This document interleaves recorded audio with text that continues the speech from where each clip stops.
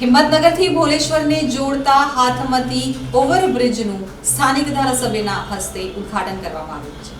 ગુજરાતની ભાજપ સરકાર દ્વારા જિલ્લામાં વિવિધ વિકાસલક્ષી કાર્યો શરૂ કરાયા છે, ત્યારે હિંમતનગર ખાતે મુખ્ય પ્રશ્ન હિંમતનગરથી ગ્રામ્ય વિસ્તારને જોડતા હાથમતી બ્રિજનો હતો, જે પ્રશ્નને લઈ અને સ્થાનિકો દ્વારા અનેક વખત રજૂઆત કરવામાં આવી હતી। રજૂઆતને લઈ અને છેલ્લા ઘણા સમયથી ચાલતા બ્રિજનું કાર્ય પૂર્ણ થયું છે।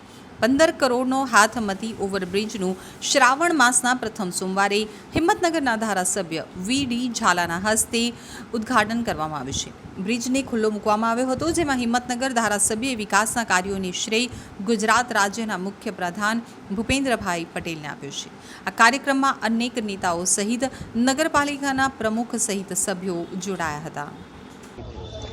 આજે લગભગ હિંમતનગર શહેર અને આજે ભોલેશ્વર એરિયા, કારણ કે અહીંયા ભોલેશ્વર મહાદેવનું પૌરાણિક મંદિર છે અને હાથમતી નદી ઉપર આવવાની કોઈ વ્યવસ્થા નહોતી, એટલે યાત્રિકો ગણો અથવા તો વિજાપુર મહેસાણા બાજુ જતા લોકો અને આ પરબડા છે અથવા આ બાજુના જે ગામડાઓ કાટવાડ સાઈડ હોય એને ઘણી બધી તકલીફ હતી, એટલે ગુજરાત રાજ્યના મુખ્યમંત્રી શ્રી ભૂપેન્દ્રભાઈ પટેલ સાહેબે આવો સરસ મજાનો 15 કરોડનો બ્રિજ આપણી સમક્ષ સેવામાં હિંમતનગર નગરપાલિકાના પ્રમુખ શ્રી વિમલભાઈ ઉપાધ્યાય, ચીફ ઓફિસર્સ અને એમની સમગ્ર ટીમે આપણી સેવામાં, જનતાની સેવામાં ખુલ્લો મૂક્યો છે। એનું આજે ખુલ્લો મૂકેલો છે હાલ, અને એની સેવા માટે નગરજનો આજે શ્રાવણનો પણ પહેલો સોમવાર છે, એટલે સબ ભક્તો પણ એનો ભરચક લાભ ઉઠાવશે અને પૂરી કોન્ટ્રાક્ટરશ્રીએ પણ તાત્કાલિક ધોરણે બધી મંદિરમાં જવાની સીડી સહિત બધી વ્યવસ્થા કરી છે।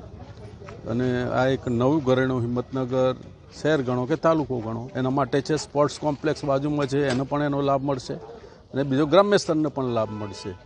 એટલે હું હિંમતનગરની જનતાને આ બ્રિજનો સારી રીતે બહુ સેવામાં ઉપલબ્ધ થયેલો છે એ માટે ગુજરાત સરકારના મુખ્યમંત્રી ભૂપેન્દ્રભાઈ પટેલ સાહેબ અને હિંમતનગર નગરપાલિકાનો હૃદયપૂર્વક